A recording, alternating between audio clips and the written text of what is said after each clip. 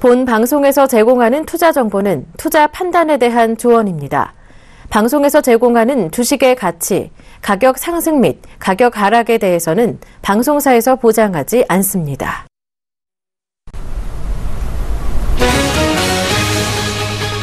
GS홈쇼핑은 연결 기준 올해 2분기 영업이익이 263억 5,500만 원으로 전년 동기 대비 14.0% 증가한 것으로 잠정 집계됐다고 공시했습니다. 같은 기간 매출액은 2,668억 3,700만 원으로 0.8% 감소했습니다. 유진테크는 연결 기준 2분기 영업이익이 116억 1,400만 원으로 전년 동기 대비 51.1% 증가한 것으로 잠정 집계됐다고 공시했습니다. 같은 기간 매출액은 407억 1,600만 원으로 28.1% 증가했습니다. 웅진싱크빅은 2분기 연결 기준 영업이익이 93억 원으로 전년 동기 대비 348.6% 증가했다고 공시했습니다. 매출은 1,552억 원으로 전년 동기 대비 1.3% 감소했습니다. 파트론은 2분기 연결 재무제표 기준 영업이익이 전년 동기 대비 71.9% 증가한 107억 3천만 원을 기록했다고 공시했습니다. 같은 기간 매출액은 6.3% 증가한 1,963억 7,500만 원입니다.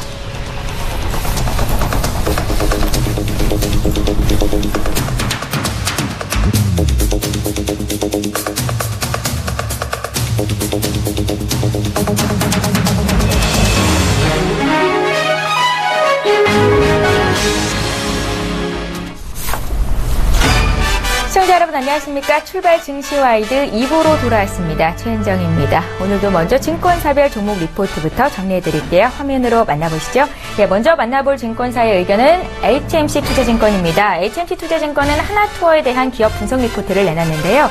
2분기 가격 할인 정책으로 매출액은 성장했으나 ASP의 훼손을 우려하고 있습니다. 하나투어 여행 박람회, TV 광고 등의 일회성 마케팅 비용 증가 추세는 유효하다는 판단인데요. 서울 시내 면세점은 1분기보다 증가한 영업 적자를 기록할 것으로 추정하고 있습니다. 다만 하반기부터는 본사와 자회사의 전반적인 실적 개선세를 기대할 수 있겠다라는 평가를 내렸는데요. 하나투어에 대해서 투자 의견 매수 유지했고요. 목표 주가는 85,000원으로 하향 조정했습니다.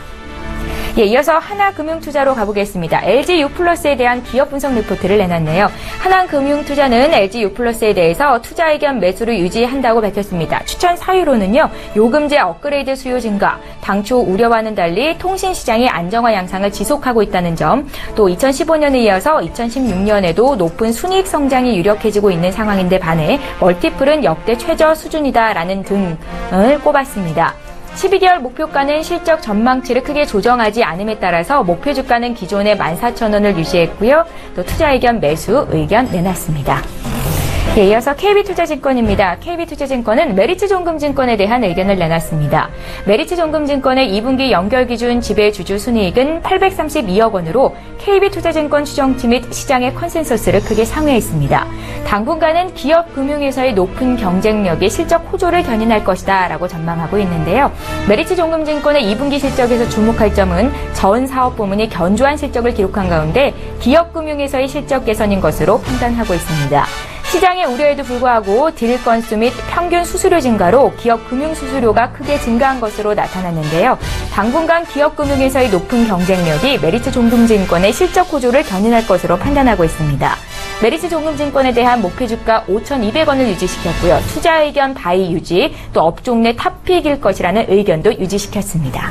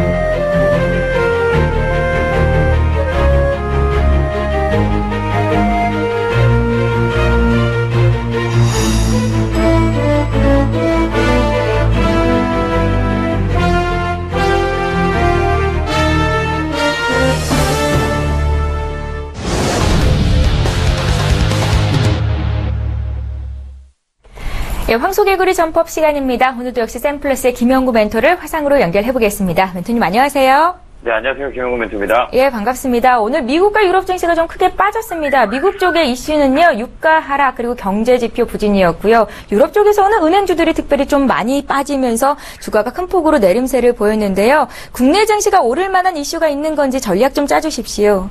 네. 자, 유럽 증시가 좀 많이 빠졌죠. 예, 그 다음 미국 시장은, 이렇게 약간, 뭐라 그래야 되나, 약간 조정파? 미국 시장은, 기술적으로 봤을 때 7음도 자리거든요. 7음도라도 흔히들 얘기합니다. 3음도, 7음도 라인 중에서 7번째 음봉. 거기서는 기술적 반등이 들어오는 자리인데, 오늘 한번 또 지켜봐야겠네요. 자, 글로벌 증시부터 한번 보도록 하겠습니다. 자, 미국 시장 차트를 한번 보도록 할게요. 자, 미국 한번 보도록 하겠습니다. 살짝 빠졌죠? 예, 한번 보겠습니다. 자, 밑꼬리 또 사실 들어왔어요, 여기. 예, 지지라인에서 잡아주는 모습이다. 자, 음봉이 7개. 이렇게 보면 돼요. 하나, 둘, 셋, 넷, 다, 7개. 7일째 하나, 둘, 셋, 넷, 다, 7개. 양봉 들어오고, 7개의 음봉이 나왔다. 이건 7음도라고 흔히 얘기합니다. 그래서 밑꼬리 살짝 당겨놓고, 반등 라인, 잡아주는, 라인이다. 이렇게 보시면 돼요. 이만큼 올라갔는데, 이만큼 쉬는 거는 당연하다. 자, 위에서, 지금 조정하고 있다. 에너지 응축하고 있다. 이렇게 튀어오르는 N파동 장세다. 이렇게 보시면 돼요. 나쁜 거 아니에요. 빠질 것도 없습니다. 0.49%. 자, 90포인트. 자, 제대로 이렇게 줄 때 주고 파동을 만들어서 올라간다. 이렇게 보면 돼요. 여기서 양봉 들어오면, 센 조정이라고 보시면 됩니다. 피보라치에서 23, 요 라인 33, 요 라인 쪽에서는 다시 N파동으로 꺾고 올라가는 자릿대다. 이렇게 보시면 될 것 같네요. 자, 라스닥도 한번 보도록 하겠습니다. 자, 살짝 눌렀죠? 자, 그래도 꼬리가 나오는 모습을 보여줬네요. 자, 요만큼의 꼬리가 있죠? 자, 여기가 이제 강력한 지지라인이다. 이렇게 보면 될 것 같네요. 5,100포인트가 지지라인이다. 이렇게 보시면 될 것 같습니다.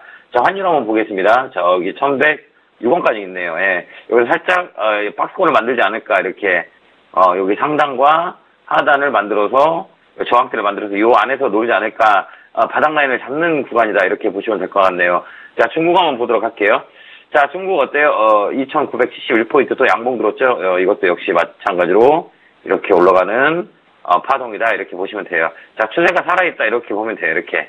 그죠? 그러면 여기서, 들어 올렸다, 꺾였다, 다시 꺾였다, 올라가는 파동 라인이다. 이렇게 보시면 될 것 같네요. 자, 유가 한번 살짝 빠졌죠? 40달러 살짝 붕괴됐네요. 자, 유가가 저점이 아직 안 나오고 있네요. 다시 이렇게 양봉을 잡고, 튀어 올라와야 되는데 흐름을 잘 봐야 될 것 같습니다. 일단 40달러를 살짝 밀렸네요. 오늘이 중요한 변곡점이 아닌가라는 생각이 드네요. 자, 국내 지수를 한번 보도록 하겠습니다. 자, 001. 자, 국내 지수 볼게요. 자, 산뜻하죠? 예, 살짝 이렇게 꺾어놓고 요 라인을 잡는 라인이다. 이렇게 보시면 될 것 같네요. 자, 2010포인트로 지지 라인 잡아놓고 여기서 박스권을 만들었다. 이렇게 보면 돼요. 자, 중요한 건 뭐냐면 밀리더라도 현금 여유 계신 분들은 저가 매수할 수 있는 기회, 밀리면 밀릴수록 사들어가는 장세가 아닌가라는 생각이 드네요. 자, 파동을 제대로 만들면서 올라간다. 이렇게 보시면 돼요. 방향 자체는 위쪽으로 보면 돼요. 어제는 선물로 눌렀죠? 그래서 흐름이 이렇게 안 좋았다라고 보시면 돼요. 자, 2010포인트를 잡아놓고 저점은 2010포인트, 저 윗대는 2030포인트, 여기 밴드를 만들었다. 이렇게 보시면 될 것 같네요. 자, 코스닥도 한번 보도록 할게요. 자, 코스닥도 역시 쳐졌죠? 좀 더 빠져도 된다. 이렇게 보시면 될 것 같아요. 자, 요 라인까지 열어놓고 700포인트 살짝 밑에 잡아놓고 보시면 될 것 같네요.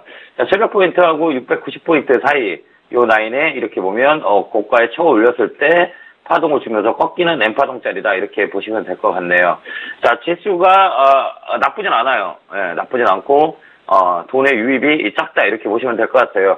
30분 연장돼서 돈이 많이 들어올 거라고 생각했었는데 별 시큰둥하는 모습을 보여주고 있네요. 조금 더 기다려야겠죠. 흐름을 좀 더 봐야 될 필요성이 있다. 이렇게 보시면 될 것 같네요. 자, 동시효과 볼게요. 예상치가 마이너스, 코스피는 9포인트, 코스닥은 마이너스 3포인트. 장중 시작가를 한번 볼게요. 시작가를. 많이 들어오는 종목들 한번 볼게요. 자, KB금융, 그 다음에 미래에셋, 대동스틸, IM, 그 다음 사바이오텍, 벅산, 이쪽으로 좀 들어오네요. 자, 명문제, 어제 치과 바이러스로 많이 올라왔었죠? 근데 윗골이 많이 졌죠? 자, 이쪽 포인트도 아직 살아있다. 이렇게 보시면 될 것 같네요. 파워로직스, 그 다음에 시그널 엔터테인먼트, 다른손, 이쪽으로 매기가 동시효과를 조금 접수가 되네요. 뉴앙비엔유, 성유전자, 액트, 토탈스포트, 그 다음에 로맨스 쪽 이렇게 살짝 들어오네요. 자, 오늘은 시장 매수 추천보다는 오늘 좀 약간 빠질 것 같거든요. 빠질 것 같으니까 추천보다는 가지고 있는 종목 잘 대응하는 전략을 세워보는 게 좋겠습니다. 자, 어제 ATM 인베스트먼트는 팔았죠. 어제 잘 수익 나신 분 축하드리고요. 자, 인베스트먼트 많이 올라섰죠. 거기에서 팔았고, 오늘은 금호 엔티나 디지털조선, 금호 엔티도 많이 올라왔죠. 예상했던 7,000원에서 7,500원, 7,100원에서 7,500원 단위까지 올라왔네요. 오늘 보고 장중에 올라오면 전화 연결 한번 해보도록 하겠습니다. 수익 많이 킵해놨죠. 그 다음에 디지털조선도 보도록 할게요. 그 다음에 디지털조선 잘 좋죠. 4,500원짜리. 저번에 드렸던 투비소프트도 많이 올라왔네요. 자, 만원대 제시를 드렸었죠. 이것도 잘 제가 보고 있습니다. 갖고 계신 분들은 홀딩 하시는 전략을 세워보시고 대응하시면 될 것 같습니다. 자, 그 다음에 대형주 추천드렸던 현대건설 한번 보도록 할게요. 자, 여기 엠파동이거든요. 요 라인까지는 좀 가져가도 된다 이렇게 보시면 될 것 같아요. 한 번 더 살 수 있는 용기를 가지시면 돼요. 살짝 이렇게 밀렸죠. 이렇게 다시 치고 올라가는 파동이다 이렇게 보시면 될 것 같습니다. 자, 오늘 또 시장은 이렇게 조금 더 미국 시장에 영향을 받고 오후장이나 반등의 무게를 줘야 되지 않을까. 꼬리에 대한 무게를 줘야 될 것 같습니다. 그래서 오늘은 좀 흐지부지할 거다 이렇게 포인트를 잡고 싶네요. 자, 공격적인 매수보다는 하루 이틀 더 수요일짜리, 내일짜리, 내일 모레짜리 이렇게 보시면 될 것 같네요. 자, 오늘은 추천 종목이 없네요. 관련 종목 잘 팔 수 있게 제가 잘 지켜보도록 하겠습니다. 자, 오늘 또 성공투자 기원하고요. 길을 넣어드릴게요. 개굴개굴 팍팍 성공투자 기원합니다. 감사합니다. 예, 김영구 멘토님의 투자 의견 정리를 좀 해드릴까요? 오늘 미국 증시 하락은요, 많이 올랐던 데 따른 조정이었다라고 분석하셨고요. 중국 증시 추세 여전히 살아있다. 유가는 아직 저점을 잡지 않았는데 향후에 오늘이 또 중요한 변곡점이 될 수도 있겠다라는 분석을 내려주셨습니다. 국내 증시 오늘 하락할 수도 있는데 주가가 빠질 때마다 매수 전략 유효하다는 말씀도 덧붙여 주셨으니까요. 관련 추천 종목들 잘 체크해 주시기 바랍니다. 샘플러스의 김영구 멘토와 함께했습니다.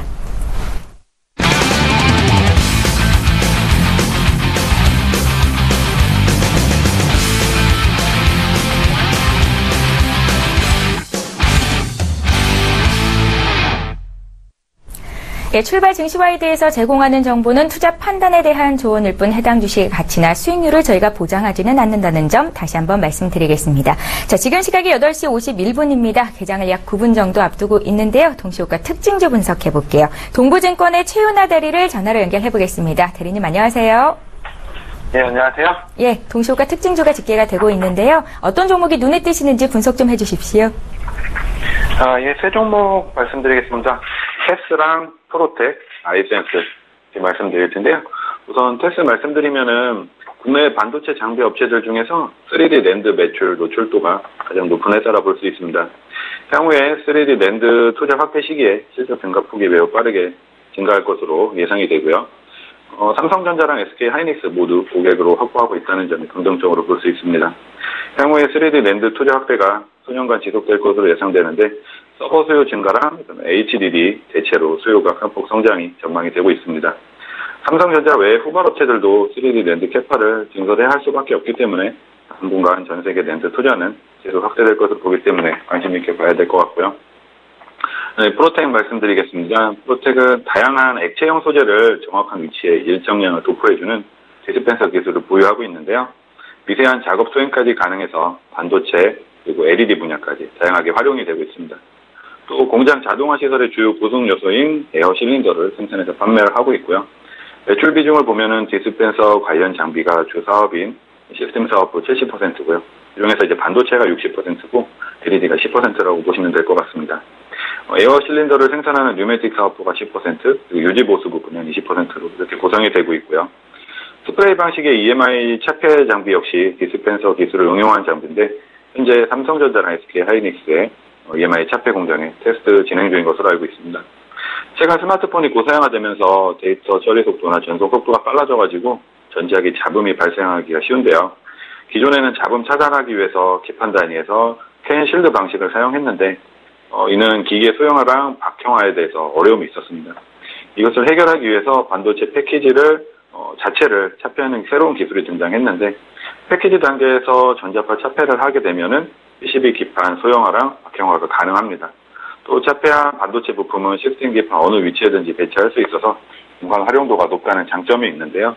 현재 EMI 차폐 장비로는 이제 스포터링 방식이 있고 스프레이 방식이 있는데 삼성전자 하이닉스는 투자 비용이 비교적 저렴한 스프레이 방식의 장비를 테스트로 진행 중인 것으로 이렇게 알고 있습니다.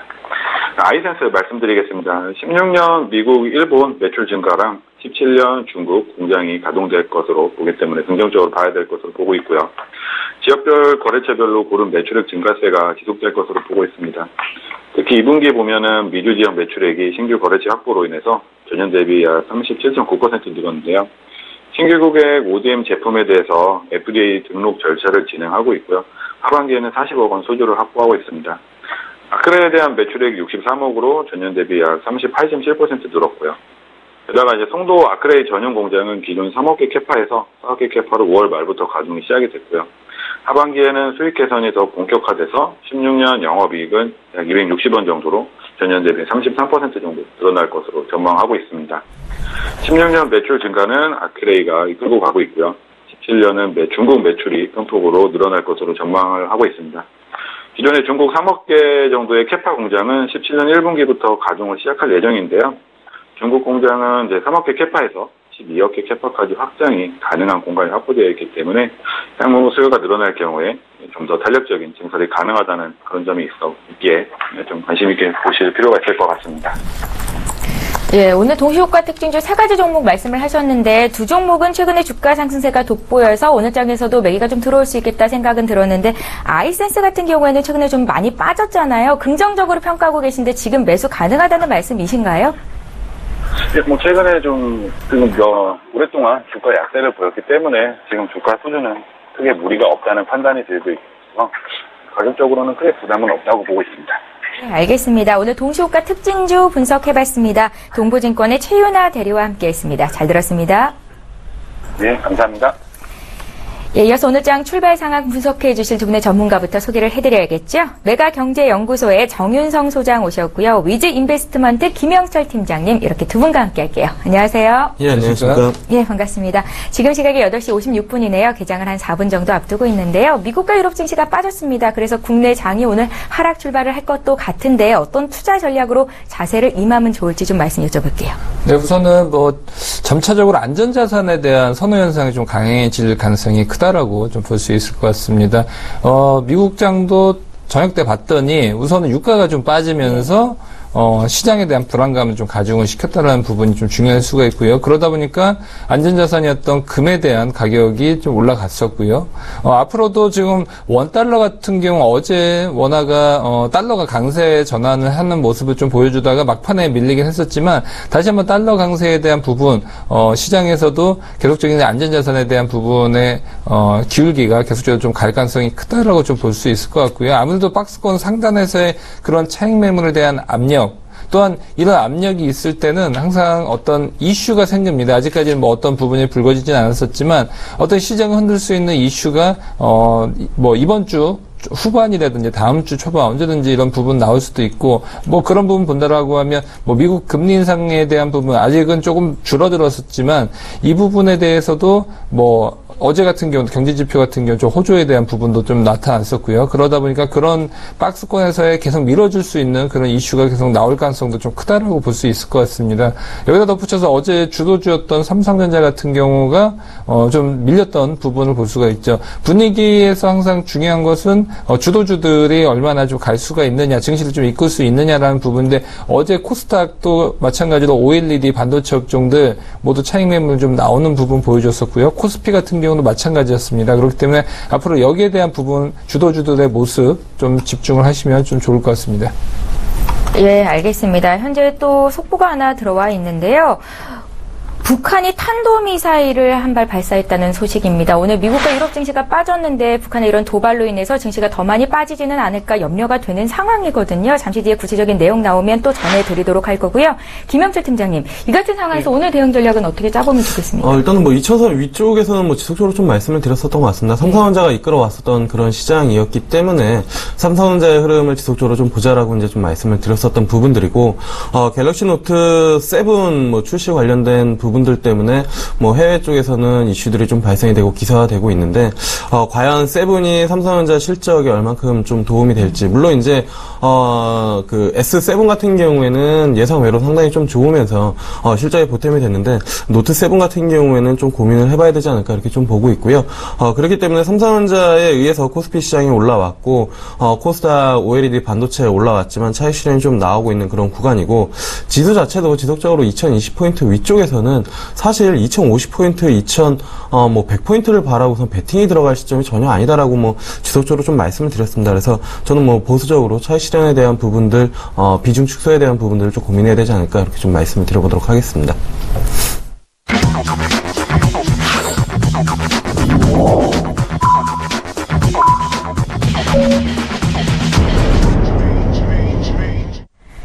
예, 8월 3일 수요일 국내장 개장이 됐습니다. 다소 분위기는 좀 위축돼 있는 것 같은데요. 출발 분위기 봐야겠죠. 먼저 코스피 시장부터 보겠습니다. 시가총액 상위 종목군 움직임도 함께 살펴주십시오. 정인승 부장님. 네, 우선 뭐 전체적으로 대부분의 종목들이 다 빠지고 있는 부분 볼 수가 있고요. 몇몇 종목들 외에는 전부 다 파란 불을 좀 보여주고 있습니다. 특히 시가총액 상위 종목들 대부분 좀 빠지는 그런 모습 보여주면서 좀 올라갔던 종목분들부터 한번 보면, 뭐, 코웨이, 삼성물산, 그 다음에 아까도 말씀드렸다시피 안전자산 선호현상, 금가격에 대한 다시 한 번의 바운딩, 이런 것들에 대한 이슈로 인해서 고려아연 같은 경우 오늘 강보합권에 대한 모습 보여주고 있고요. 특징적인 종목들, 우선 삼성전자 오늘 또 약보합권을 출발했다는 부분, 이 부분이 시장에서도 상당한 부담감으로 좀 작용을 하고 있고요. 이러다 보니까 IT 전반적인 업종들, 그 다음에 반도체 업종들, 여기에 대한 부분 대부분 좀 빠지는 그런 모습을 보여주고 있는데요. 우선 SK 하이닉스 같은 경우는 오늘 0.8%의 약세 부분 보여주고 있고요. LG그룹도 대체적으로 대부분 좀 빠지는 그런 모습을 보여주고 있습니다. 자동차주들 최근 들어서 좀 좋지 않은 모습 어제부터 또 보여줬는데, 현대차 오늘 1.1%의 약세의 흐름 보여주고 있고요. 기아차도 약세, 그 다음에 부품주들 같은 경우도 그래도 완성차 업체들보다는 견조한 흐름 보여줬었지만, 오늘 같은 경우 뭐 모비스, 또 현대위아, 한라홀딩스 모두 다 약세에 대한 흐름 보여주고 있습니다. 철강주들 같은 경우도 마찬가지인데요. 포스코, 현대제철 모두 다 약세에 대한 모습 보여주고 있습니다. 은행주들은 그래도 좀 강세에 대한 모습 좀 시도를 하고 있는데요. KB금융이 오늘 1.7%의 강세 흐름 보여주고 있고요. 신한주주, 하나금융지주는 약세에 대한 흐름을 보여주고 있습니다. 오늘 현대상선이 하한가에 대한 모습을 보여줬기 때문에 우선은 뭐 전환사채의 발행 결정 뭐 이런 것들에 의해서 주가에 대한 희소성 또 희석이 되는 부분 때문에 오늘 하한가에 대한 모습 보여주고요. 해운주들 페어노션 오늘 1% 넘게 빠지고 있고요. 흥하해운, 한진해운 모두 다 마이너스권에 대한 모습 보여주고 있습니다.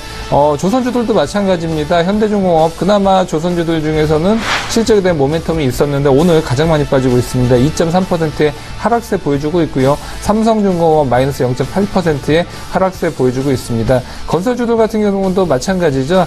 대우건설, GS건설, 현대건설 모두 다 1%대의 하락세 보여주고 있고요. 뭐 유가가 최근 들어서 빠지지만 그래도 아시아나항공은 그래서 여기에 대한 호재로서 한 0.1% 강보권에 대한 모습 보여주고 있지만 대한항공은 빠지고 있습니다. 마이너스 1.19%의 하락세 보여주고 있고요. 패션 쪽 그나마 좀 강보권에 대한 모습 보여주고 있는데 TBH 글로벌 같은 경우가 오늘 0.2%의 강세 움직임 보여주고 있고 LF 한삼은 보합권에 대한 모습 보여주고 있습니다. 예, 잘 알겠습니다. 코스피 출발상 같습니다. 오늘 코스피 지수는요, 어제보다 10포인트 빠진 0.5% 하락한 2008포인트로 시작이 됐는데요. 지금 현재 거래되고 있는 가격대는 2006포인트입니다. 코스닥 지수는 700선을 겨우 지켜주면서 출발이 되는 듯 했는데 지금도 역시 700선은 붕괴가 되지 않은 상황이긴 하거든요. 흐름 좀 볼게요. 코스닥 출발 상황 좀 봐주십시오. 네, 일단 말씀해주신 대로 코스닥 700선을 지켜주는 그런 모습들은 좀 보여주고 있습니다. 근데 그 강도나 아니면은 매수가 이렇게 강하지는 않다라는 부분들이고요.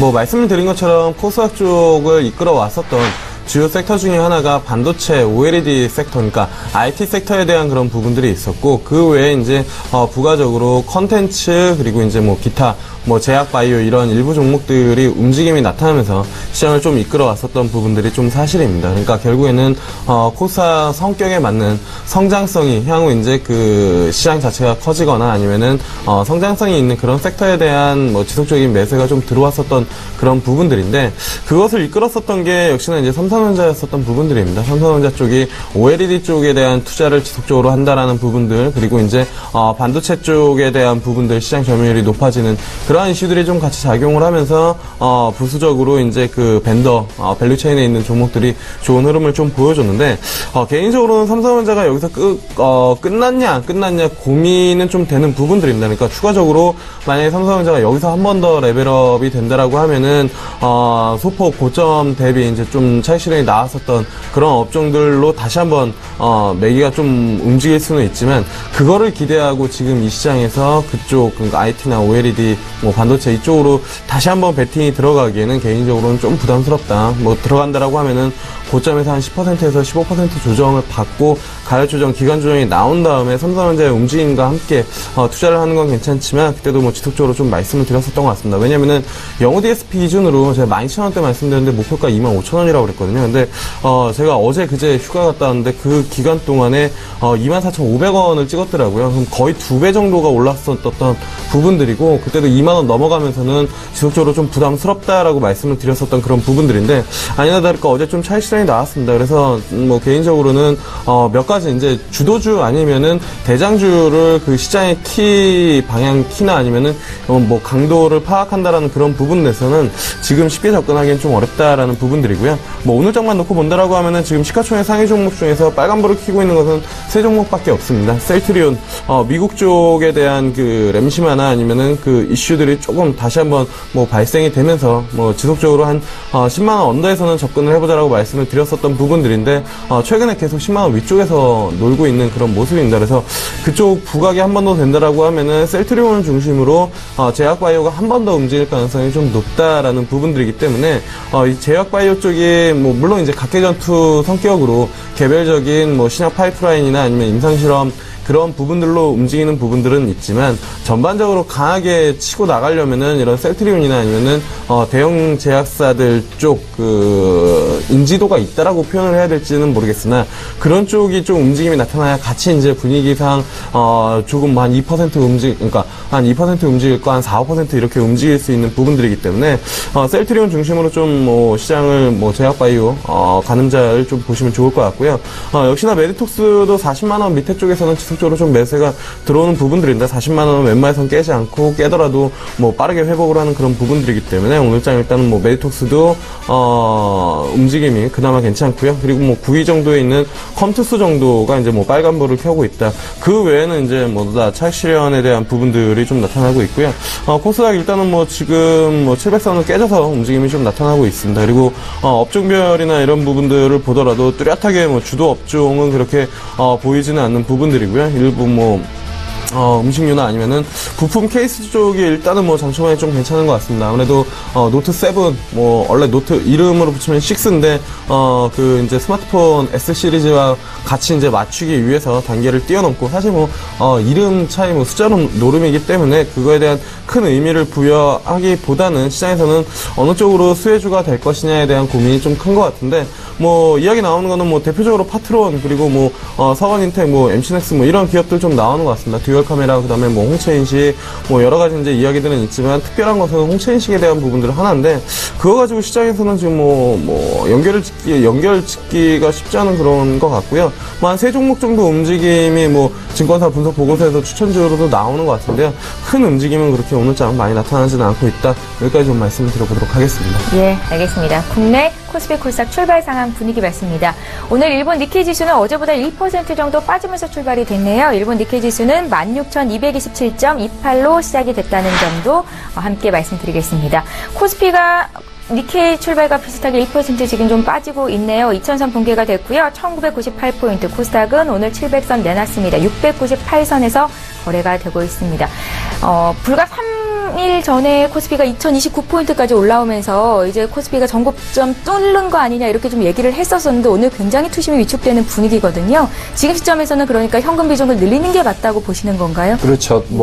2020선 때도 계속 말씀드렸다시피 현금에 대한 비중과 안전자산에 대한 부분, 이 부분 ETF를 통해서 금이라든지 아니면 달러, 그다음 현금을 같이 갖고 가자라고 계속적으로 좀 말씀드렸던 부분이 바로 이런 부분 때문입니다. 우선은 원달러 같은 경우가 굉장히 좀 중요한 지금 국면이다라고 볼 수가 있는데 우선은 원화가 상당히 좀 강세 기조로 갔었죠. 시장이 안정화가 되면 항상 어떻게 됩니까? 사람은 딴 마음을 품습니다. 그러니까 사람이 먹고 살만 하면 그전까지는 이제 먹는 문제, 그다음 자는 문제 이런 부분 해결되면 이제 조금 더 엔터테인먼트적인 것들로 가죠. 시장도 마찬가지입니다. 조금 이제 먹고 살만 하면 조금 더 위험하고 대신에 고수익적인 자극적인 걸 찾게 되죠. 그런 것 중에 하나가 원화입니다. 왜냐하면 신흥국의 통화 자체가 주식이 올라가는 것과 더불어서 한차익에 대한 부분 상당히 좀 외국인들 입장에서 특히나 미국이라든지 그래서 서방 쪽의 자금들의 성격이 그렇습니다.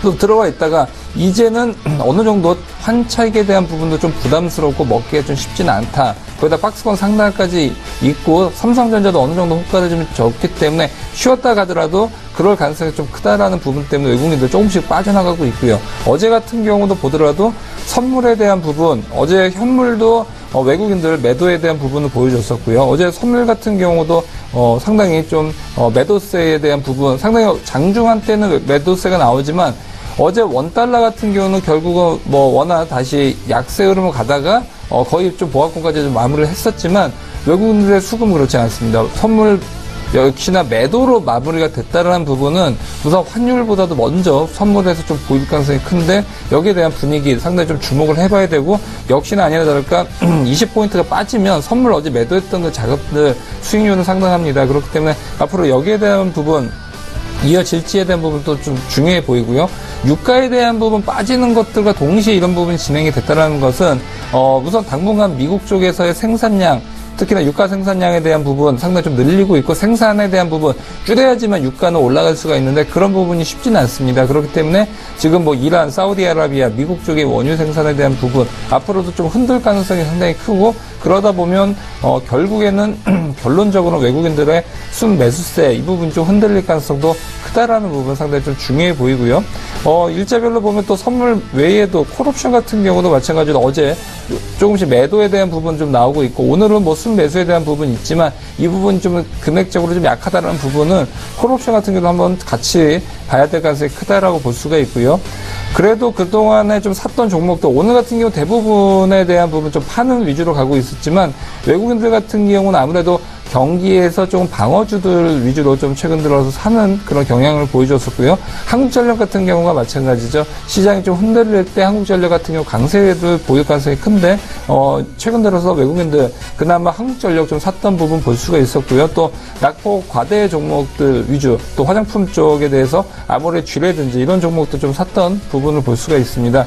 기관들 같은 경우가 좀 눈여겨보셔야 되는데 역시나 코덱스 인버스를 많이 샀습니다. 즉 박스권 상단에서 기관들 코덱스 인버스 그동안도 박스권 수십 번 있었지만 이럴 때 박스권 상단에서 기관들 인버스로 먹고 또 바닥권 1900선 쯤에서는 코덱스 레버리지로 수익 내고 그러면서 지수는 그대로지만 기관들 이런 ETF로 해서 계속적으로 수익을 올려가는 모습을 볼 수가 있는데 역시나 기관들 코덱스 인버스 사면서 오늘 좀 수익권에 대한 모습 보여주고 있고요. 여기다가 유가 하락에 대한 부분 이 부분으로 인해서 제주항공이라든지 아니면 아시아나항공 최근 들어서 많이 샀던 부분과 역시나 기관들 같은 경우도 시장에 대한 부분 좋지 않게 봤습니다. SK텔레콤이라든지 아니면 한국전력, KT 이런 경기 방어주를 많이 샀다는 부분은 역시나 예견되어 있던 박스권 상단에서의 그런 플레이 나왔었지만 여기 과거에도 나왔었고 지금도 나오지만 역시나 개인들은 2,000포인트 이상에서 흥분했던 부분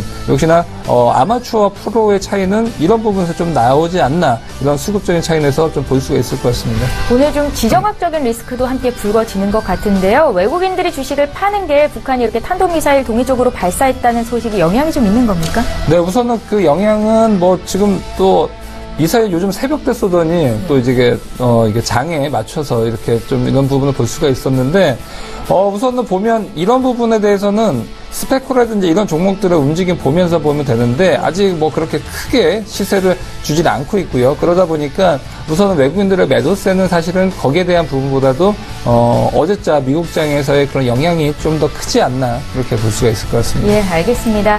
코스피 수급도 보고요. 업종별 흐름도 다시 한번 좀 짚어봤습니다. 이슈를 통해서 분석을 하고 있는데요. 이번에는 코스닥 상황도 봐야겠죠. 코스닥 상황은 어떤지 좀 알려주세요. 네, 일단 뭐 코스닥 시장 같은 경우는 개인들만 이제 매수가 좀 들어오고 있다라는 부분들이거든요. 개인만 36억 매수가 좀 들어오고 있고요. 외국인이랑 기관 쪽에서는 좀 차익 실현이 나오고 있습니다. 외국인 좀 크지는 않지만 기관 쪽에서는 26억 정도 매도세가 좀 나오면서 전반적으로 기관과 외국인은 차익 실현 그리고 개인 쪽만 매수를 하고 있는 그런 시장이다라고 좀 보시면 좋을 것 같고요. 앞서서 이제 뭐 소장님께서도 언급을 해주셨지만 외국인 쪽 선물 장 초반인데 좀 많이 매도가 나오고 있는 것 같습니다. 그래서 외국인들은 뭐 코스피, 코스닥 선물 다 매도세가 나오고 있고 개인들은 다 받아주고 있는 그런 형국이다. 전형적으로 시장이 빠질 수밖에 없는 그런 부분들이다라고 이제 좀 볼 수가 있겠고요. 코스닥 사실 그렇게 특징주 많지는 않습니다. 대부분 이제 종목들이 좀 빠지고 있기 때문에 코스피랑 같이 이제 뭐 시장 이야기를 간단히 한다라고 하면은 저는 2000선 위쪽에서 그러니까 주식 비중을 늘리시려고 하는 그런 분들한테는 스스로 나는 붕어가 아니다라고 이제 뭐 되새기거나 아니면은 외쳐봤으면 좀 좋겠습니다. 왜냐면은 5년간 박스권이었거든요. 근데 지속적으로 그 박스권을 돌파할 것이다라는 기대감을 2000선 위쪽에만 가면은 가지고 계시는 분들이 있고요. 그리고 그런 미끼를 던지시는 분들이 너무 많은 것 같습니다. 특히나 이제 증권사 분석 보고서 그리고 그거를 한 번 더 걸러내지 않고 기사화하고 그리고 뭐 일부 이제 뭐 그 증권 전문 패널들도 뭐 2050포인트, 2100선. 근데 가장 중요한 건요. 2050포인트, 2100선이 가면 도대체 뭐가 바뀌는지 그 부분들이 가장 중요하거든요. 왜냐면은 2000선 위쪽까지 올라왔었던 그 시장을 끌어왔었던 게 삼성전자였고 그리고 삼성전자에서 파생된 종목들이 코스닥 시장에서 강했었던 건데 2000선 위쪽으로 올라가면은 결국에는 코스피 시장에서는 삼성전자를 사라는 얘기고 그리고 코스닥 시장에서는 그 외에 주도주가 나오지 않는 이상은 추가적인 상승이 어렵다라는 부분들인데 그런 부분들을 제외하고는 사실 뭘 보고 그렇게 지수가 추가적으로 상승할 것인지에 대한 이야기를 하면서 시장 자체 자꾸 2000선 위쪽에서 손이 나가게 손이 근질근질하게 만드는지는 잘 모르겠는데요.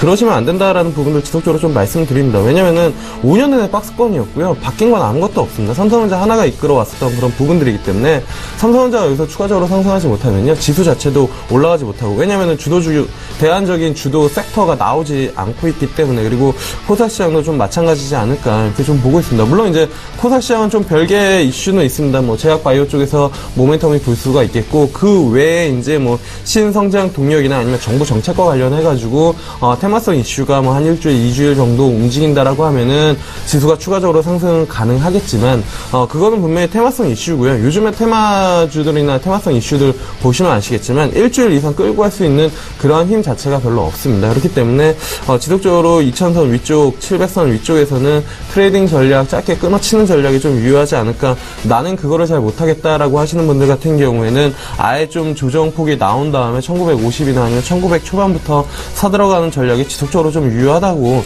뭐 한 달 전부터 계속 말씀을 드렸던 것 같고요. 그러한 부분들 본다라고 하면은 오히려 지금 오늘 시장 2000선 깨진 거는 박수치면서 땡큐 외쳐야 되는 그런 부분들입니다. 오히려 현금 비중 갖춰놓고 2000선 밑으로 내려와서 내가 살려고 했었던 종목이 가격 레벨이 더 낮아졌다라고 하면은 편안하게 분할 매수로 들어갈 수 있는 그런 부분들이거든요. 근데 지금 시장만 놓고 본다라고 하면 저조차도 아직까지는 손이 나가지 않는 그런 부분들입니다. 왜냐면은 딱히 지수 자체도 그렇고 종목들도 애매한 위치에 있기 때문에 아예 돌파를 하거나 아니면 아예 조정을 받아서 편안하게 트레이딩하는 전략 좀 여유롭게 뭐 가지시면 좀 좋지 않을까 이렇게 좀 보고 있고요.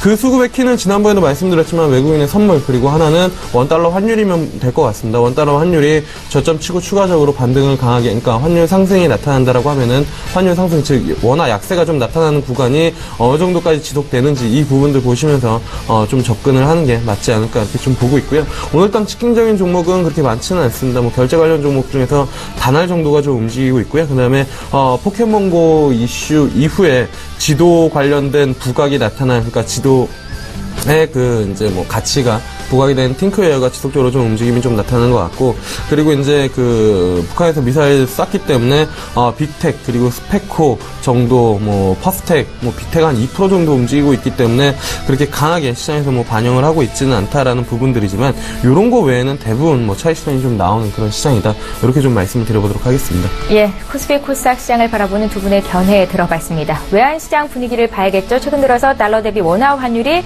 중요하다라는 말씀을 많은 전문가들께서 하고 계십니다. NH선물의 박성우 연구원을 전화로 연결해 볼게요. 연구원님 안녕하세요. 네, 안녕하세요. 예, 급격한 원화 강세에 외환 당국이 결국은 개입을 했다고 어제 뉴스가 좀 나오기도 했었는데요. 오늘 환율 흐름은 어떻습니까? 네, 금일 달러원 환율은 전일 종가 대비 3원 상승한 1113원에 개장했습니다. 전일 국내 기획재정부 차관의 구두 개입성 발언으로 인해 달러원 환율이 장 후반에 반등한 만큼 외환당국의 원화잘상 속도 조절성 개입 경계감이 커진 모습입니다.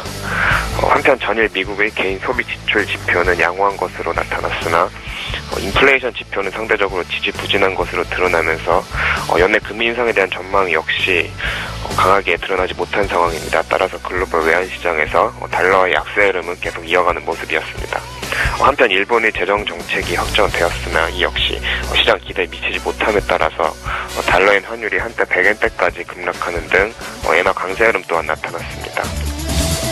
또한 국제 유가가 WTI 기준으로 1.4% 하락하면서 약 4개월여 만에 30달러대에 재진입한 고 주요국 증시가 약세 흐름 이어가면서 최근에 위험자산 선호 심리가 상당 부분 약화된 모습입니다. 따라서 뉴욕시장 달러원 환율 역시 전일 서울한시 현물한 종가 대비 2원 상승한 상태로 최종 호가 마감되었습니다. 따라서 금일 서울 외환시장에서 달러원 환율은 국제금융시장의 위험 선호 심리 약화와 최근 급락에 따른 외환당국의 개입 경계감, 저점 매수에 따라서 소폭 반등할 것으로 전망합니다. 또한 일본의 경기 부양책 실망으로 인한 달러의 하락 역시 안전자산 매수 심리를 자극하여 달러원의 상승을 이끌 수 있는 부분으로 보여집니다. 하지만 여전히 미 연준의 금리 인상 전망 약화에 따라서 달러와 약세 흐름은 바뀌지 않았다는 점, 국내 증시에서 외국인 자금 유입이 이어지고 있다는 점에서 금일 역시 의미 있는 달러와의 반등은 어려울 것으로 예상합니다. 따라서 1110원대 초반, 1100원대 초반을 중심으로 하단 지지 여부 확인하며 등락하는 흐름 예상합니다. 금일 달러 환율 예상 범위는 1107원에서 1115원입니다. 예, 오늘 외환시장 분위기 봤습니다. NH선물의 박성우 연구원과 함께했습니다. 잘 들었습니다. 감사합니다.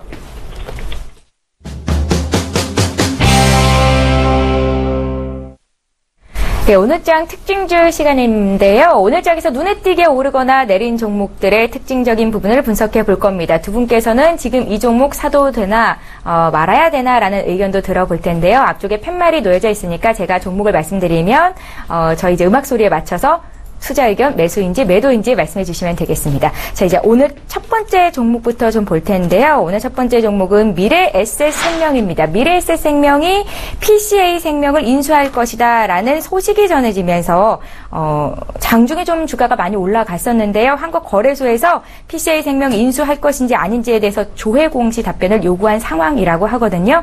생명보험주라고 볼 수도 있을 것 같은데 이 종목 오늘 장에서 매수 가능한지 의견부터 여쭙겠습니다. 3, 2, 1. 예, 두 분 다 지금 매수 의견 가능하다는 말씀을 주신 건데요. 주가가 굉장히 많이 빠졌었고 좀 지지부진한 행보를 이어갔었는데 왜 미래에셋생명을 사도 된다고 판단하시는지 먼저 정유석 선생님의 의견부터 여쭤볼까요? 네, 우선은 미래에셋생명 PCA에 대해서 인수를 하냐 마느냐 이 부분 우선은 알 수는 없겠죠. 하지만 미래에셋생명 같은 경우도 계속적인 M&A 이런 부분 상당히 좀 추진을 할 의지가 상당히 크다라고 볼 수가 있고요. 미래에셋증권 같은 경우도 이제 대우증권 이제 인수에 대한 부분 상당히 좀 그런 거에 대한 부분 좀 글로벌하게 계속적으로 좀 추진을 하고 있는 부분이 미래에셋생명 같은 경우도 연장이 될 가능성이 상당히 크다라고 볼 수가 있고요. 미래에셋생명 같은 경우도 이제 생명보험사지만 주로 이제 생명보험사 종신이나 이런 상품들 외에도 미래에셋생명 같은 경우는 미래에셋 자산운용이 있기 때문에 여기에 대한 이제 변행 유니버셜이나 이런 펀드들에 대한 그런 상품이 상당히 좀 많이 포지션이 돼 있고 연금이라든지 이런 쪽에 대한 부분이 상당히 크다라는 부분이 다른 생명보험사들과의 수익적인 부분은 상당히 좀 다르다라고 볼 수가 있어요. 왜냐하면 일본 같은 경우도 저금리화가 계속적으로 되고 있고 그러다 보니까 이제 보험사들 같은 경우가 상당히 이런 저금리 기조에 맞춰서 무너졌던 경우가 상당히 좀 많았었는데 보험주들 볼 때도 상당히 마찬가지입니다. 국내에서도 보험 상품들을 보면 한 10년 이내에 뭐 2% 보장, 10년 이후에는 뭐 1.5% 보장. 현재는 그런데 몇 년 전만 보더라도 10년 이내에 3%, 4% 보장이 있었습니다. 그럼 지금 현재 어떻게 될까요?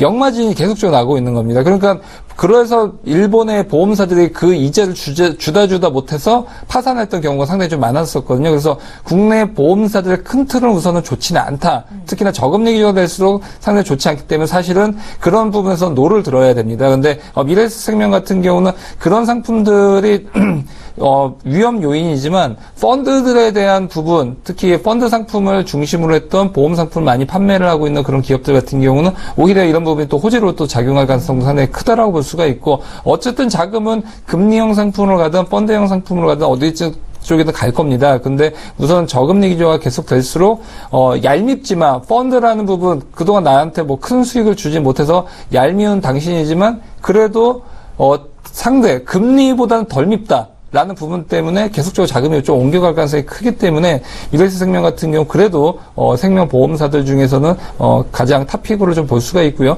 거기다 PCA 같은 경우는 이제 외국계의 보험사죠. 특히 PCA는 강점이 변액 유니버셜입니다. 특히 외국계의 그런 펀드 상품을 많이 갖고 있고 특히 결국에는 변액 유니버셜 상품 펀드를 얼마나 갖고 있냐가 상당히 한 가지의 그런 차별화가 될 수 있어요. 하지만 변액 유니버셜 갖고 계신 분들 막상 지금 시청자분들 중에서 펀드 변경해 보신 분은 아무도 없을 겁니다. 어떻게 변경하는지도 모르고 있지만 유명무실한 부분이 있지만 사실은 그래도 펀드를 여러 가지를 갖고 있는 PCA 같은 경우 국내 그런 다양한 고객군들을 갖고 있기 때문에 인수가 될지 안 될지 된다라고 하면 미래에셋생명에게도 호재로 작용할 가능성 크다라고 좀 볼 수 있을 것 같습니다. 예, 알겠습니다. 보험사를 놓고 봤을 때 큰 틀에서는 매수 관점이 아니지만 미래에셋생명 자체만으로는 지금 자리 매수가 가능하겠다는 정인석 소장님 의견이셨는데요. 같은 의견이셨잖아요. 김영철 팀장님. 추가적인 말씀 좀 해주세요. 같은 의견에 앞서 이제 워낙 설명을 잘 해주셔가지고, 저도 이제 비슷한 의견인데요. 보험주에 대해서는 그렇게 뚜렷하게 이렇게 매수 손이 나가는 그런 부분들은 아닙니다. 그러니까 성장성에 대한 부분들, 물론 이제 고령화 사회 쪽으로 넘어가고, 보험에 대한 중요성이 증가가 되고는 있지만, 이러한 부분들이 보험 수익성이랑은 또 차별적인 그런 부분들이거든요. 그렇기 때문에 보험업종 전반에 대해서는 그렇게 긍정적인 시각을 좀 유지하기는 어렵지만 그 중에서는 미래에셋생명은 좀 관심을 가져볼 만하지 않을까. 그 이유는 앞서도 말씀해 주신 것처럼 자산운용이랑 여러 가지 이제 포트폴리오를 잘 갖추고 있는 그런 상황에서 PCA 물론 인수가 되든 안 되든 그 부분들을 떠나서 미래에셋생명 자체만 놓고 현 주가 수준에서 보더라도 여러 가지 이제 외부적인 요인들이나 악재 이런 부분들은 주가가 대부분 다 반영을 한 것 같습니다. 그래서 현 주가 수준에서는 기대 수익률을 그렇게 높이 잡지만 않는다라고 하면은 충분히 분할 매수 관점에서 접근이 가능한 그런 주가 시점이다라고 이제 좀 판단이 돼서 매수 의견을 드려봤습니다. 네, 자산운용 포트폴리오를 잘 갖추고 있는 미래에셋생명에 대해서 의견을 주셨는데요. 지금 자리 매수 가능하겠다는 의견에는 두 분의 동의가 있었습니다. 자, 이제 다음 종목 볼게요. 오늘장에서 시장 대비 굉장히 강한 종목 중에 하나가 바로 유진테크가 아닐까라는 생각이 듭니다. 반도체 장비 관련주로 제가 알고 있는데 시장이 빠지는데도 오늘장 3% 가까이 급등하는 걸 보면 이 종목은 살아있는 것도 같거든요. 52주 신고가 또 냈습니다. 두 분의 의견을 들어볼게요. 3, 2, 1. 두 분 다 또 예스시네요. 이 종목은 유진테크. 먼저 정석 소장님 의견부터 들어볼까요? 네, 팀장님이 계속 마음에 같이 맞으니까 약간 좀 짜신 거 아니죠? 사랑이 싹 트는 그런 느낌이 드는 것 같은데 짠 거는 아니다라고 먼저 말씀드리고 싶고요. 시장 대비 굉장히 강하네요. 유진테크. 네, 우선은 유진테크 같은 경우는 앞으로도 이제 전방 산업이 워낙 좋죠. 우선은 삼성전자와 하이닉스 이런 든든한 엄마 아빠의 후원이 있기 때문에 자식이 잘 될 수밖에 없죠. 공부를 약간 못한다고 하더라도 좋은 과외를 시켜줄 거고요. 어떤 막대한 지원을 해주는데 장비 쪽에서 유진테크는 상당히 이런 포지션이 잘 돼 있다라고 볼 수가 있고요. 아무래도 특히나 하이닉스 향에서 워낙 꾸준한 그런 실적을 내비치고 있고 지금도 실적에 대한 상향에 대한 부분 예상치보다 계속 뛰어넘고 있기 때문에 주가가 이제 좀 쉬어가야 되는데 또 가고 하는 것이 바로 이 종목을 팔고 싶어도 팔 수가 없는 게 실적 전망치가 계속 올라가다 보면 이게 더 올라갈까봐 이걸 팔 수가 없는 겁니다. 그래서 우선은 지금 현재 좀 오버슈팅 구간이 없지 않아 있지만 그래도 언제 또 흔들리다가 또 올라갈 수가 있는데 물량을 뺏길까봐 지금 쉽사리 팔지 못하는 그런 부분이 좀 크다라고 볼 수가 있고요.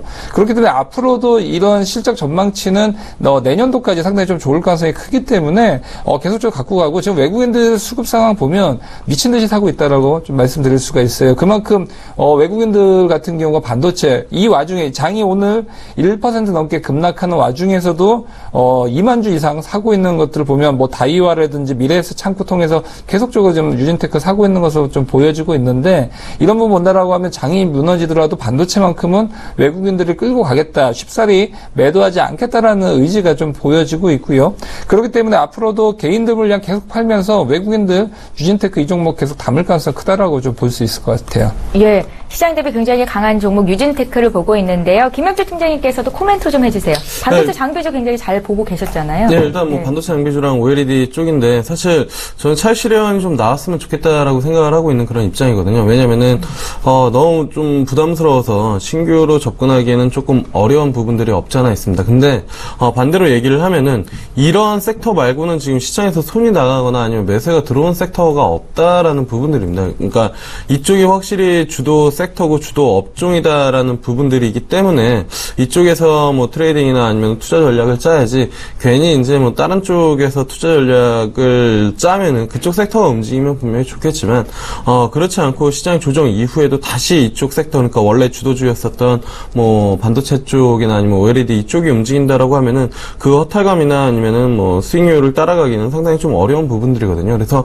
그러한 관점에서 아직까지는 삼성전자가 확실히 꺾이지는 않았기 때문에 이쪽 섹터에 대한 관심을 가질 수밖에 없지 않을까 이러한 부분들이거든요. 그래서 앞서 소장님께서도 말씀해 주셨지만 오늘 시장 조정이 나오고 있음에도 불구하고 제가 뭐 일부 종목들 AP 시스템이나 아니면 영우 DSP나 이런 것들 봤거든요. 근데 영우 DSP 같은 경우에도 오히려 이제 뭐 마이너스에서 강세의 움직임으로 전환했고요. 그다음에 AP 시스템 같은 경우도 한 1.7%대 움직임이 나타나고 있거든요. 그래서 이쪽 섹터로는 지속적으로 매수가 좀 들어온다. 테스 같은 경우에도 어제장 신고가 찍었음에도 불구하고 오늘장에서도 한 0.4% 보면은 다 반도체나 OLED 장비 쪽인데 이쪽이 확실히 수혜가 좀 예상되는 것 같습니다. 그리고 그런 이제 뭐 이쪽 섹터 중에서 유진테크가 조금 더 강한 이유는 그냥 오늘 증권사 분석 보고서가 좀 나오면서 실적 추정치 조금 더 높이고 다음 분기에도 좋을 것이다라는 코멘트가 나오면서 다른 이제 뭐 장비 쪽보다는 조금 더 강세가 나타나는 것 같은데 이러한 분위기가 언제 꺾일지는 사실 뭐 삼성전자 주가가 큰 폭으로 조정을 받지 않는 이상은 지속적으로 수급이 이쪽 안에서 계속 돌 가능성이 좀 높습니다. 그래서 그러한 관점에서 본다라고 하면은 뭐 조정 시에 접근이 좀 가능하지 않을까 이렇게 좀 말씀을 드려본 겁니다. 예, 잘 알겠습니다. 유진테크에 대한 두 분의 의견은 매수였으니까요. 함께 매수 고려하고 계셨던 분들 지금 내용 잘 체크해 보시기 바랍니다. 자, 이제 증권사로 연결해서 증권사에서는 오늘 어떤 업종이나 종목들을 보고 있는지 들어보는 시간 갖겠습니다. 유한타증권의 박정민 차장님을 연결해 볼게요. 차장님 안녕하세요. 네, 안녕하세요. 예, 오늘 장이 좀 많이 빠지는데요. 증권사에서는 오늘 어떤 업종이나 종목 쪽에 좀 포커스를 맞추고 계신가요? 우선은 오늘은 좀 시장이 좀 이렇게 큰 폭으로 조정을 받는 것 같습니다. 그 유럽이나 뭐 일본 그리고 미국 쪽이 좀 빠져주면서 우리나라 시장도 좀 크게 조정을 받는 것 같은데요. 오늘 아까 패널분이 말씀하신 것처럼 우리나라 시장 자체가 좀 반도체 쪽으로 삼성이 이렇게 그 신고가를 이어가면서 반도체 업종이 좀 상승 빅사이클에 좀 들어와 있지 않나 이런 생각을 좀 해봅니다. 삼성전자라든지 뭐 하이닉스 그다음에 중국계 반도체 업체들이 전후방적으로 좀 이렇게 포진되면서 이 반도체 장비 쪽이라든지 소비재 쪽 그다음에 그 대형주나 이렇게 종목별로 좀 이렇게 시대가 좀 시작이 되는 흐름을 좀 보이고 있고요. 그리고 뭐 요즘에 그 해외 여행객들이 사상 최대를 기록하고 있고 그다음에 원화가 강세되고 저유가가 이루어지면서 이 저가 항공주들 쪽에서도 관심이 좀 많아지고요. 뭐 기관이라든지 외국인들의 그 수급도 좀 들어오고 있고 그다음에 원화가 강세가 되고 그다음 그 항공기 공급 증가가 일어남으로 인해 가지고 경쟁력이 좀 강화되면서 이 항공주들도 좀 봐도 되지 않을까. 그 중에서 뭐 좀 탑픽으로 봐야 될 것은 제주항공을 좀 보고 있고요. 아까 말씀하셨던 이 반도체 업종을 조금 더 이야기하자면은 우선은 그 반도체 장비 쪽이나 그다음에 소재 쪽에서 아까 말씀하셨던 AP 시스템을 필두로 해서 좀 주가가 좀 잘 가고 있는 편이고 동진 세미캠의 경우를 봤을 때도 그 3D 낸드 플래시가 생산이 확대되고, 그다음에 중국의 그 LCD 생산 비중이 증가하면서 이 좀 성장성이 계속 이어질 것으로 보이고요. 외국인들이 좀 지속적으로 좀 관심을 보이고 있고, 그래서 좀 만약에 좀 눌림목이 있거나 뭐 이렇게 좀 조정이 있을 때는 동진 세미캠을 적극 좀 매수를 해봐도 될 것 같다고 생각합니다. 예. 그리고 마지막으로 한 가지 종목을 더 말씀드리면, 그 유니테스트라는 종목도 이 반도체 업황이 개선되면서 이 장비, 그 검사 장비가 좀 수주 기대감으로 좀 부각되기 때문에 이런 부분에서도 좀 살펴보면 좋을 것으로 좀 판단하고 있습니다. 예, 잘 알겠습니다. 다소 부담스러운 감이 있지만 그래도 시장 대비해서 굉장히 잘 가고 있는 반도체 장비 소재 종목 중에서는 한 종목을 좀 포트에 담아두는 게 좋겠다라는 판단이 서네요. 유한타증권의 박정민 차장님의 의견 들어봤습니다. 잘 들었습니다. 네, 감사합니다. 예, 자, 이어서 오늘장 특징주 계속 이어서 볼 텐데요. 오늘 우리 시각으로 자정이었죠. 삼성전자의 갤럭시 노트 7이 공개가 되면서 관련 수혜주 찾기에 열을 올렸었습니다. 일부 시간에도 저희가 좀 말씀을 드렸었는데 홍채 인식 기술을 탑재했는데 그와 관련된 관련주로 파트론이 거론이 됐었고요. 오늘 장에서 한 3% 가까이 올랐다가 지금은 소폭 빠져 있는 상태입니다. 두 분의 의견을 좀 여쭤보고 싶습니다. 파트론 지금 매수 자리인가요? 3, 2, 1.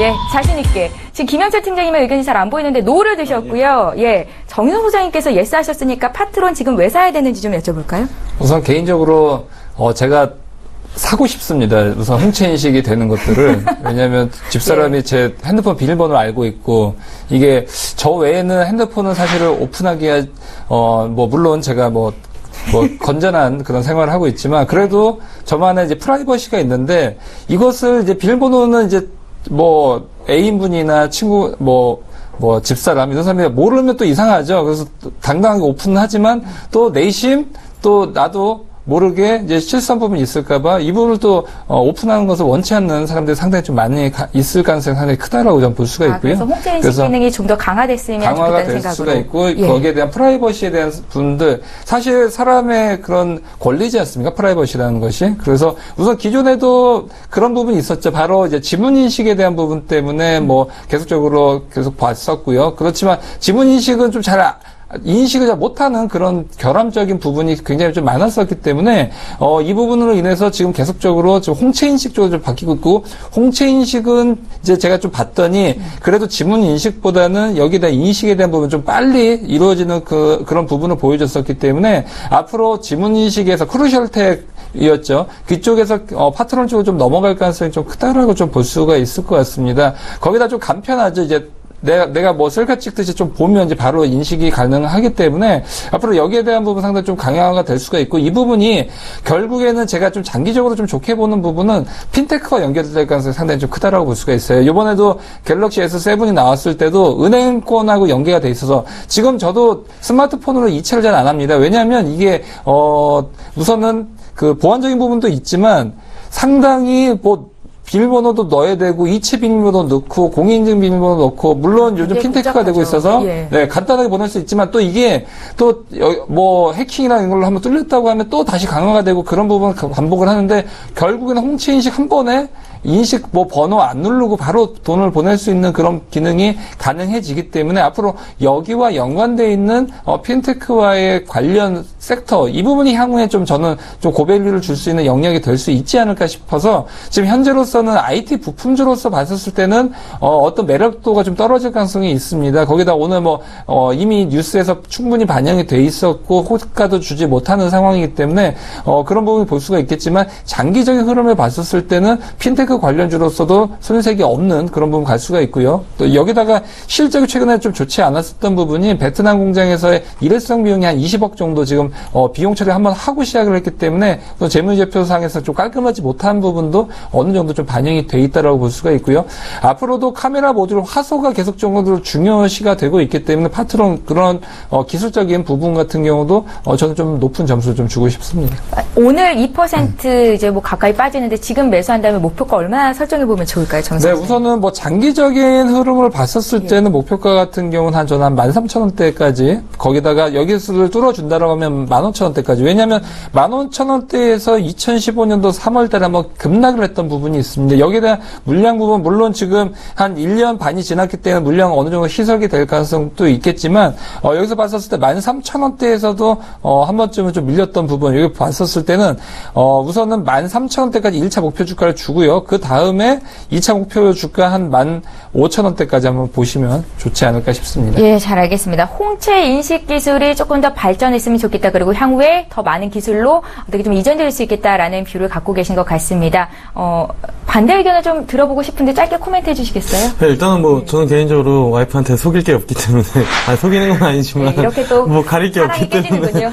때문에, 저는 스마트폰, 그러니까 이거를 굳이 이제 사고 싶다라는 생각이 그렇게 많이 들지는 않거든요. 물론 이제 사용을 해보고 싶은 마음은 있지만, 저도 이제 노트 3를 아직까지 쓰고 있는데 상당히 잘 나온 폰이기 때문에, 지속적으로 사용을 하면서도 전혀 큰 불편함을 느끼지 못하고 있고, 단지 이제 이 7이 얼만큼이나 좀 팔릴 것이냐에 대한 고민도 분명히 좀 필요하지 않나. 그러니까 엣지를 채택을 한 부분들로 이제 봐서 엣지를 사용하면 보험은 거의 필수적이거든요. 왜냐면은 잠로 떨어뜨리면 무조건 액정이 나가기 때문에 그런 부분들 때문에 이제 고민을 하시는 분들이 분명히 좀 있지 않을까라는 좀 생각을 좀 하고 있고, 그거를 떠나서 이제 파트론만 놓고 본다라고 하면은 사실 소장님께서 말씀했지만 스마트폰 부품주로서의 매력이 크게 높지는 않습니다. 그래서 저는 그쪽에다 좀 포커스를 둔 부분들이고, 이제 소장님께서는 거기서 이제 플러스로 알파로 파생되는 상품에 대한 부분들, 이제 핀테크나 아니면은 기타 이제 추가적인 기술 이쪽을 이제 좀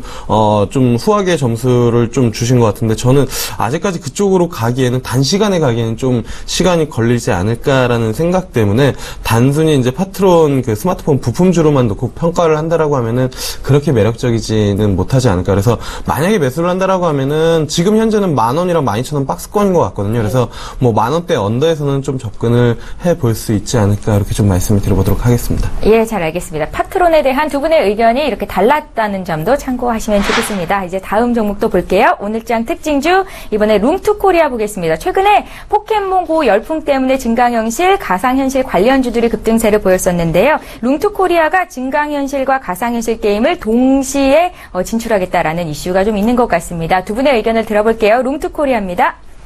3, 2, 1. 액션. 예, 들어주세요. 이번에도 의견이 좀 엇갈리네요. 정의선 소장님은 오늘 다 사야겠어요. 모드포트에 현금 비중 늘리라면서요. 저도 현금 당연히 있어야겠지만 룸투코리아는 비중 중에서 한 5% 정도 좀 볼 만하지 않을까, 그렇게 볼 수가 있고, 룸투코리아 우선은 지금 VR 쪽 진출하겠다라는 부분이었으면 저도 노를 들었을 텐데, 여기에 대한 게임이 실제로 지금 이제 퍼블리싱 계약에 좀 들어가고 있고요. 지금 보고 있지만 지금 맞짱 탁구를 시작으로 해서 테니스, 배드민턴 다 뭐냐?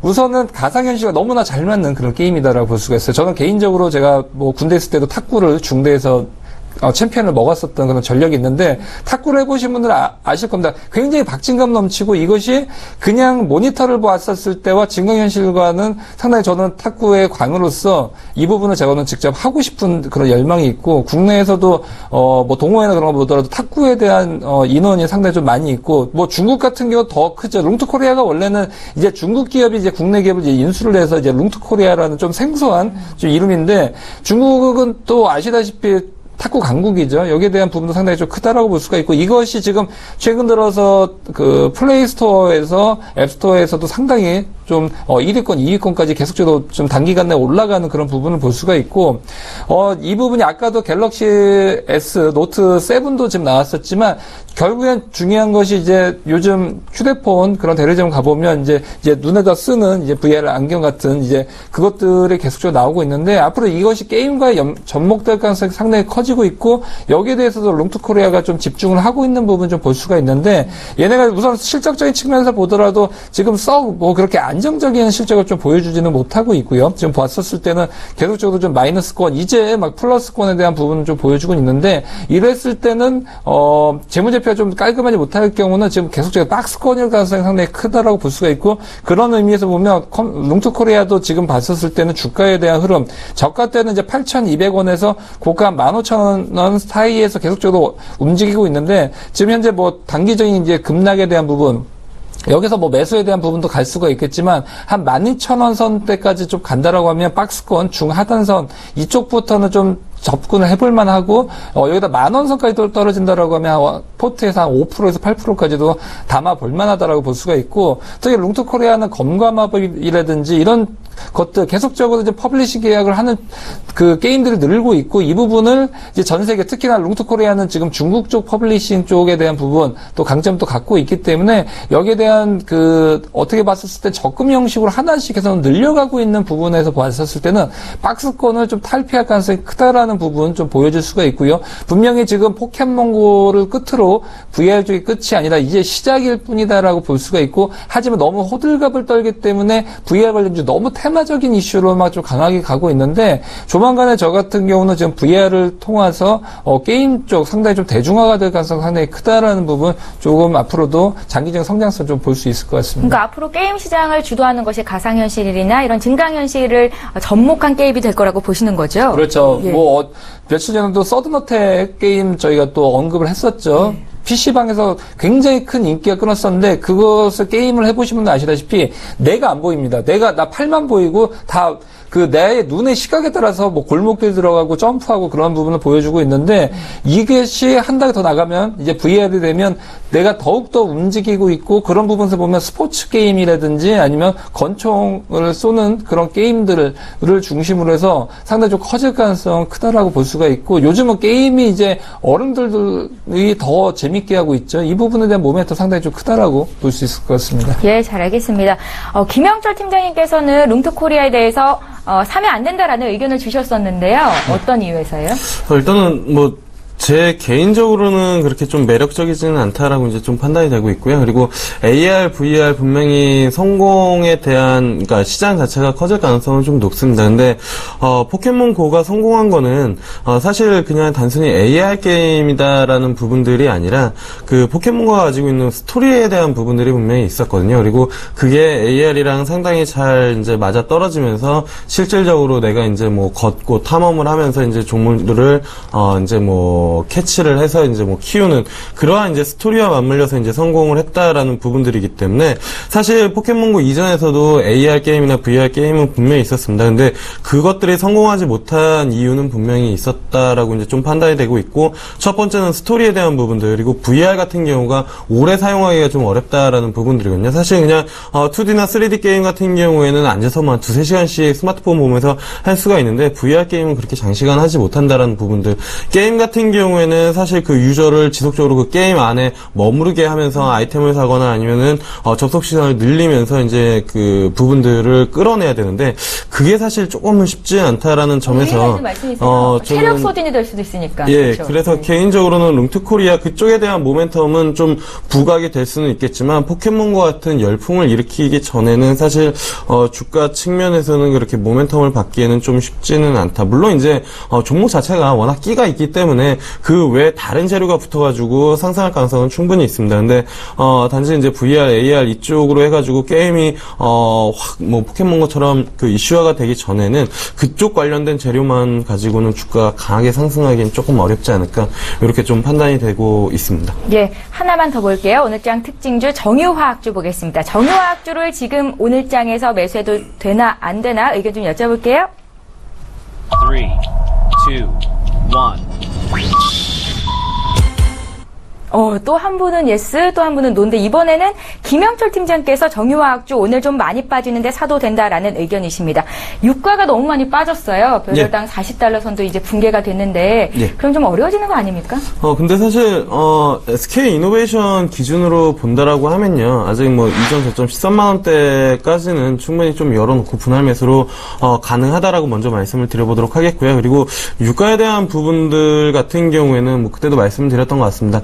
45달러에서 50달러, 그리고 40달러에서 45달러, 이렇게 박스권으로 대응을 하고, 만약에 40달러가 장중이나 그러니까 해외장 이슈로 인해서 붕괴가 된다라고 하면은, 거기에서는 정유화학주를 관심을 가져보자라고 아마 일주일 전인가 2주일 전에 좀 말씀을 드렸던 것 같은데, 그러한 이제 그 타임이 온 게 아닌가. 유가 자체가 40% 언더에서는 매수가 좀 들어오는 부분들을 지속적으로 좀 볼 수가 있었습니다. 그렇기 때문에 40% 언더에서는 매수에 거래가 들어올 가능성이 좀 높고, 만약에 40불 언더로 내려가서 지속적으로 좀 조정을 받는다 하더라도 SK이노베이션 기준으로 13만 원 언더는 웬만해선 잘 깨지지 않는 그런 가격대로 좀 잡혀 있는 것 같거든요. 그렇기 때문에 13만 원까지 내가 분할 매수로 접근한다라는 관점에서 지금부터 사들어가는 것은 전 충분히 좀 괜찮지 않을까, 이렇게 좀 판단을 하고 있는 그런 상황입니다.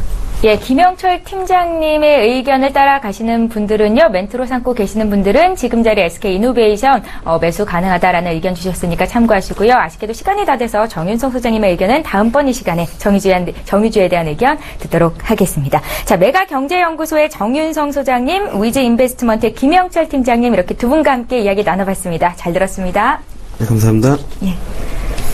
네, 출발 증시와이드 이제 마쳐야 될 시간이 된 것 같습니다. 코스피는 어제보다 1.2% 빠진 1994선에서 움직이고 있고요. 코스닥은 0.86% 하락 694선에서 거래 중입니다. 자, 잠시 후에 10시부터죠. 마켓서치 10이 오늘도 방영이 될 예정입니다. 월스트리트 출신의 김경남 멘토께서 주식시장에서 올바른 투자 비법에 대해서 계속해서 말씀을 해주고 계신데요. 오늘은 특별히 갤럭시 노트 7 출시 이후로 어떤 종목 수혜를 입을 수 있을 것인지 분석해 주신다고 하니까요. 잠시 후 10시도 놓치지 마시고 계속해서 시청해 주시면 좋겠습니다. 출발 증시와이드 저희 여기서 마치고요. 내일 8시에 다시 올게요. 고맙습니다.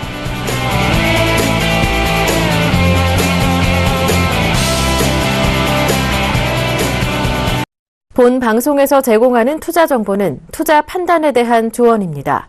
방송에서 제공하는 주식의 가치, 가격 상승 및 가격 하락에 대해서는 방송사에서 보장하지 않습니다.